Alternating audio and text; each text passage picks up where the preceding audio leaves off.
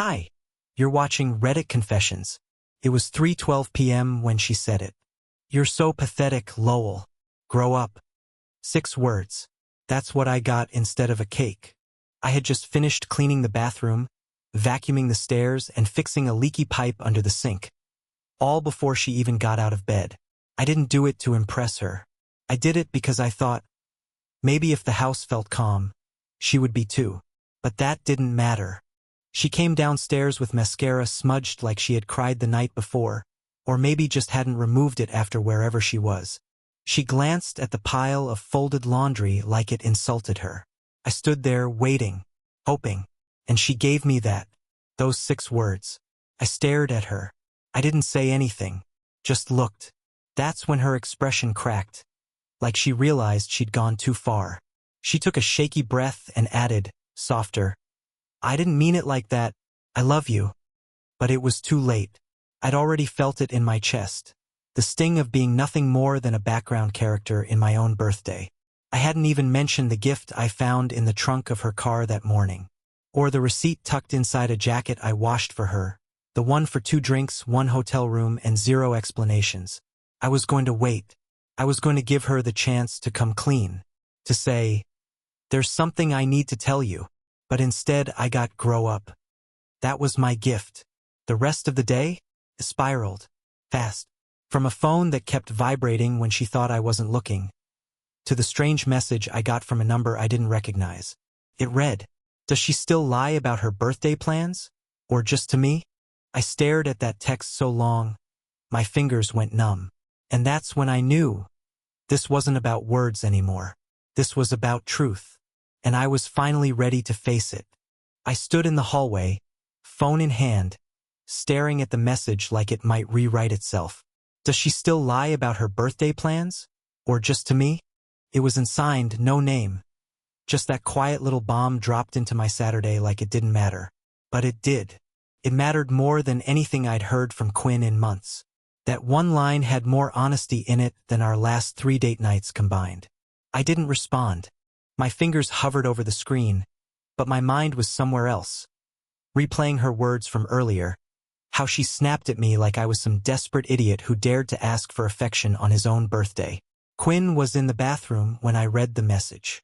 I heard the sink running, the faint squeak of the mirror cabinet opening. I walked over and lightly knocked on the door, not because I wanted to confront her, but because I wanted to see if she'd flinch. She didn't. What? She asked. Voice sharp, like I'd interrupted some grand, important ritual. Nothing, I mumbled. Just checking if you were okay. Silence. Then a slow sigh, the kind you give to a child who's tested your patience. Lowell, you don't have to check on me every 10 minutes. It's annoying. I nodded even though she couldn't see me. Then I walked back downstairs and opened the trunk of her car again. The small black gift bag was still there, buried under a gym towel and a half-empty bottle of dry shampoo. I took it out, turned it in my hands. It was sealed with a silver ribbon. Neatly tied, elegant. Nothing like the wrinkled paper she slapped around my gifts last year. I loosened the knot and peeked inside. There were 2 things. A man's watch in a velvet box, and a handwritten note. Can't wait for tonight. Happy early birthday, Jay. Not L. J. I sat down on the garage steps and stared at the note until the ink started to blur. I should have stormed inside. Should have thrown it at her feet. Demanded answers. But I didn't. I just sat there, the way a man does when he realizes he's the only one still playing pretend. And yet, even then, I wasn't ready to admit it. I didn't sleep that night. I just laid there next to her, staring at the ceiling while Quinn breathed steadily beside me like she didn't just ruin what was supposed to be my day. Every once in a while, she'd twitch or roll over, but she never reached for me. That used to be our thing. She'd hook her leg over mine in her sleep. But not anymore. I was just a body taking up space in a bed that clearly didn't feel like ours anymore. The next morning, I made her breakfast. Not because I wanted to, because I needed to see if she would notice. The eggs were runny on purpose, the toast burnt just slightly. She barely looked at the plate, scrolled through her phone, took 2 bites, and then asked, "Are you mad about something?" I smiled, probably too hard. No, why would I be? She squinted, like I'd said it too nicely, then shrugged and went back to scrolling. I asked her what she was doing the night before. She said she was at Mia's doing a movie night. I asked what movie. She paused. You know, that dumb one with the robot that cries. Then she laughed, fake and hollow. I said nothing, because the night before, I'd gone through her purse. I didn't mean to, not at first. I was looking for my car keys. But instead, I found a hotel key card with the words Riverside in room 314. She hadn't even tried to hide it. Around noon, I did what I never thought I'd do. I called the number that had texted me. I didn't know what I was going to say. I didn't even know who I was calling. A man picked up. Older. Calm. He said, "You must be Lowell." I didn't answer. I just waited. He let out a long sigh and said, "I didn't mean to ruin your birthday. I just thought you had a right to know. She told me you two were separated." My stomach sank. "We're not," I replied quietly. He hesitated. "Well, I guess now you are." Then he hung up. I stared at the phone, not even angry, just empty. I could have screamed, broken something, but instead I wandered into the kitchen and realized she had left. No note, no text, just gone. And then I remembered. We had a dinner reservation that night. I'd booked it 6 weeks in advance. Her favorite place. It wasn't cheap. She never even mentioned it. That night I went to the restaurant alone. I know how that sounds. Pathetic. Delusional, even. But I needed to see what it felt like to sit there and not be waited for. I had reserved a window table with candlelight, the same spot we sat at 3 years ago when she said, "You're the only person who ever really sees me." Now I sat in silence, invisible. The waiter hesitated before placing the single menu in front of me. He asked, gently, "Will she be joining you?" I shook my head, trying not to let my voice crack. She had other plans. He nodded like he understood, but I doubt he did. I barely understood it myself. The food tasted like cardboard. Every bite was a reminder of what I used to believe about us. I boxed it up, tipped well, and walked out into the freezing night. The car felt colder than the sidewalk. I sat in the driver's seat, gripping the steering wheel, debating if I should go to Riverside Inn and knock on room 314 myself. But I couldn't. Not because I didn't want answers, because I already knew them. I just wasn't brave enough to hear them spoken out loud. When I got home, her jacket was draped across the living room chair. It was the tan one with the gold zipper, the one she only wore on special nights. My fingers hovered over it before I grabbed the collar and shook it gently. Something fell out. A lipstick, bright red. The cap was loose, but it wasn't hers. Quinn hated red lipstick. Said it made her look washed out. This one was labeled Valentine Kiss, and I'd never seen it in our bathroom drawer. I stood there, staring at that little tube like it held the final answer. And then, tucked inside the inner pocket, I found a folded receipt. Not from the restaurant we were supposed to go to, but from the hotel bar. 2 martinis, 1 scotch, 1 room service order.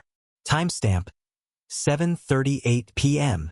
The exact moment I was sitting alone, waiting for a woman who was in a room with someone else. I didn't cry. I didn't throw the receipt or burn the jacket. I just placed them both neatly on the table and walked upstairs. The bed was cold. She wasn't home yet. Again, it was past 2 a.m. when I heard the garage door groan open. I didn't move. I just laid there in the dark, eyes wide, ears burning. The house was silent except for her slow, careful footsteps, like she was trying not to wake a version of me that didn't exist anymore. I heard the refrigerator door open, a glass clink, the faint rush of water. Then, finally, the soft creak of our bedroom door. I pretended to be asleep. I didn't want to see her face, not yet. She slid into bed without a word. Not even a whisper. She smelled like cheap cologne and vanilla lotion. Not hers, not mine. Someone else's brand of intimacy. In the morning, I woke up before her. Or maybe I never slept. I stared at the ceiling for hours, listening to her shallow breaths. When she finally turned over, eyes half shut, she said, "Hey, happy belated birthday." Like it was a joke. I asked where she was the night before. Her face didn't even twitch. I told you, Mia's place. We watched 2 movies and passed out on the couch. I looked at her for a full 10 seconds. I wasn't even angry. I just wanted her to see what she was doing. But she didn't flinch. You sure about that? I asked. She rolled her eyes. Lowell, are we really doing this? I stood up and walked out without another word. I grabbed the receipt from the table and the lipstick, placed them both in a plain envelope. Then I wrote 1 sentence on a sticky note. Room 314 wasn't Mia's couch, was it? I left it on the kitchen counter, right next to her half-eaten granola bar, and left the house. I drove for hours. No music, no destination. Just winding roads and thoughts that wouldn't quiet down. I remembered the way she used to grab my hand in public, how she'd squeeze it 3 times for, I love you. Now, even silence between us felt choreographed. When I finally returned, the envelope was gone, and so was Quinn. When Quinn didn't return by nightfall, I didn't call her. I didn't text. I just sat in the kitchen staring at the empty chair across from me, thinking about how I'd become a background noise in my own marriage. Then, almost like fate was daring me, her phone buzzed on the counter.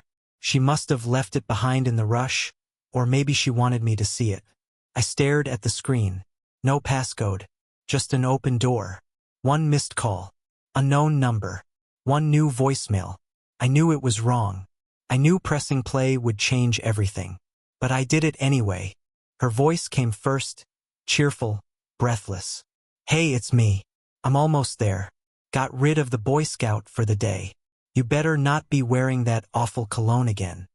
Then, laughter. Not mine. A man's voice responded, teasing, only if you bring that red dress I like. She giggled. Oh, I'm not wearing anything that needs to be removed slowly. Then a beep.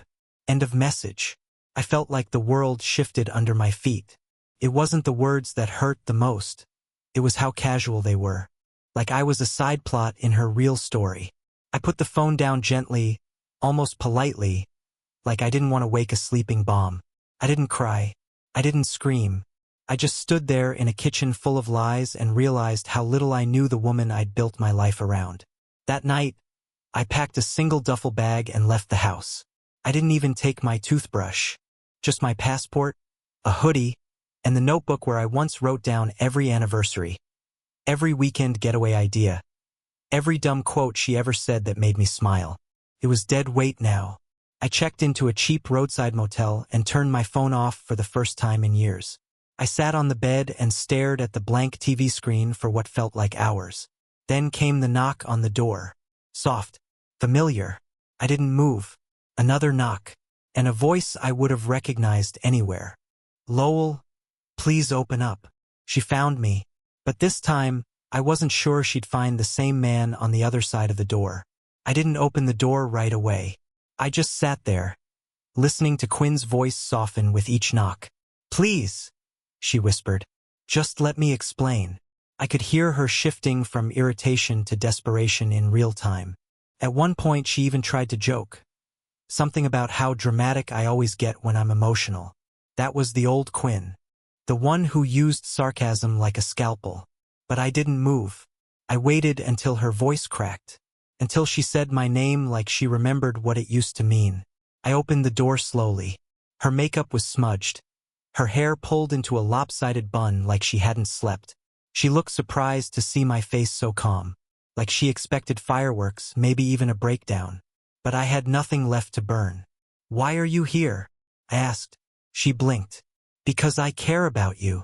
I tilted my head. Is that what you told Jay after you left me sitting alone on my birthday? Her mouth opened, but nothing came out. That moment of silence was the most honest thing she'd given me in months. I found the voicemail, I continued, my voice barely more than a whisper. He doesn't even sound like someone trying to steal you. He sounded like someone who already did. She finally looked away. That was the moment I knew she wouldn't even try to deny it. It didn't mean anything, she muttered. It was stupid. I thought we were broken anyway. I laughed short, bitter. Then why didn't you say that instead of, I love you, after calling me pathetic? Her eyes filled with tears. I was scared. Of what? That I'd leave? No, she said. That you'd finally see me for what I am. And there it was. Not a confession. Not forgiveness. Just a truth that floated between us, heavy and sharp. She reached into her bag and pulled out something folded. I wrote you a letter. I know you probably don't want to hear it right now, but maybe someday. I held up my hand. No more maybes, Quinn. She didn't fight it. Just placed the envelope on the motel nightstand and walked away. She didn't slam the door. She didn't sob. She just vanished. And I stood there with a letter I wasn't sure I'd ever read. I didn't read the letter that night. I placed it back on the nightstand like it was radioactive. For days, I carried it around in my bag, unopened. It sat next to my wallet, my toothbrush, my keys, like it belonged with the essentials. But it didn't feel essential. Felt like an anchor. 3 days later, I found myself sitting on a bench overlooking Briar Lake. It's where Quinn and I used to go during our early years, back when we still held hands like it meant something. I finally opened the letter there. Her handwriting was uneven, rushed, conflicted. She said all the right things. That she was sorry, that she didn't know how to face herself, that somewhere along the way she started confusing attention for love and routine for resentment. She wrote that I never stopped being kind, and maybe that made her feel worse because she knew she'd stopped deserving it. I cried. Not because I wanted her back, but because I knew I wouldn't be chasing her anymore. That night, I checked out of the motel and drove 6 hours to a small cabin upstate that my late uncle had left me. I'd always ignored it. Too far, too quiet, too off-grid. But now it felt like exactly what I needed. Quiet wasn't loneliness anymore. It was peace. I started painting again, something I hadn't done since college. I even opened a little online shop where I sell prints. People don't know the story behind the brushstrokes, and I don't tell them. That's mine now. Quinn sent one more message a few weeks later. Just one line. I understand now, and I hope you're free. I didn't reply. I didn't need to, because for the first time in years, I actually was. Thanks for listening. If you made it this far, I've got a question for you. What's a small but powerful moment in history that changed everything for someone? Famous or not? Drop it in the comments. You've been watching Reddit Confessions, where real stories find their voices. Until next time, stay strong, stay honest, stay you.